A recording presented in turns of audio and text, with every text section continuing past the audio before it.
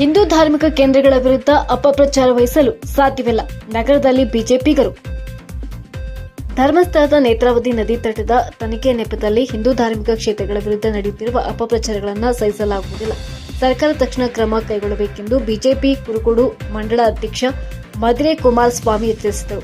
ಪಟ್ಟಣದ ದೊಡ್ಡ ಬಸವೇಶ್ವರ ದೇವಾಲಯದ ಮುಂಭಾಗದಲ್ಲಿ ಆಗಸ್ಟ್ 27 ಶುಕ್ರವಾರ ಮಧ್ಯಾಹ್ನ 12 ಗಂಟೆಗೆ ನಡೆದ ಧರ್ಮ ರಕ್ಷಣೆಗಾಗಿ ಹೋರಾಟ ಪ್ರತಿಭಟನೆಯಲ್ಲಿ ಮಾತನಾಡಿದ ಅವರು, ಧರ್ಮ ಹಾಗೂ ಪವಿತ್ರ ಕ್ಷೇತ್ರಗಳ ವಿರುದ್ಧ ನಡೆಯುವ ದಾಳಿ ನಿಲ್ಲಿಸಬೇಕು, ಇಲ್ಲದಿದ್ದರೆ ಬೀದಿಗಿಳಿದು ಹೋರಾಟ ತೀವ್ರಗೊಳಿಸಲಾಗುತ್ತದೆ ಎಂದರು.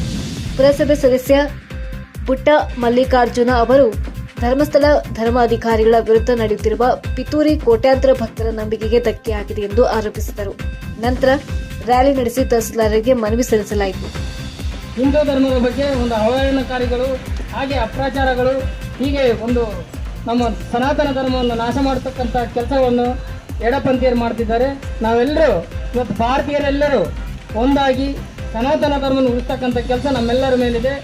ನಾವೆಲ್ಲರೂ ಇವತ್ತು ಸರ್ಕಾರಕ್ಕೆ ಒಂದು ಮನವಿಯನ್ನು ಮಾಡುವುದರ ಮುಖಾಂತರ ಆದಷ್ಟು ಬೇಗ ಅನಾಮಿಕ ವ್ಯಕ್ತಿಯ ಹಾಗೂ ಈ ಷಡ್ಯಂತ್ರಗಳನ್ನು ನಮ್ಮ ಪವಿತ್ರ ಧರ್ಮಸ್ಥಳದ ಬಗ್ಗೆ ಏನು ಅಪ್ರಚಾರ ಮಾಡ್ತಿದ್ದಾರೆ ಅದರ ವಿರುದ್ಧ